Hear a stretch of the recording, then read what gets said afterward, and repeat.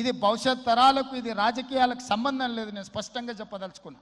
రాజకీయాల కోసమో లేకపోతే రాజకీయ నాయకులను కొంతమందిని దృష్టిలో పెట్టుకొని చేపడుతున్న కార్యక్రమం కాదు ఇది.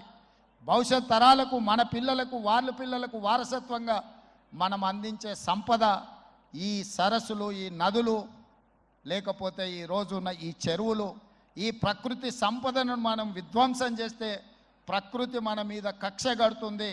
ప్రకృతి మన మీద ప్రకోపిస్తే మనం చెన్నైలో చూసినాం, అదేవిధంగా ఉత్తరాఖండ్లో చూసినాం, నిన్నగాక మొన్న వాయనాడు, మనం కేరళలో చూసినాం.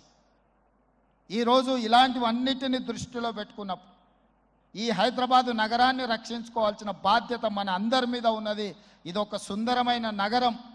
ఈ నగరానికి ఈ చెరువులే ఒక అందం. ఈ చెరువులను కాపాడే బాధ్యత ఈ ప్రభుత్వం తీసుకుంటుంది.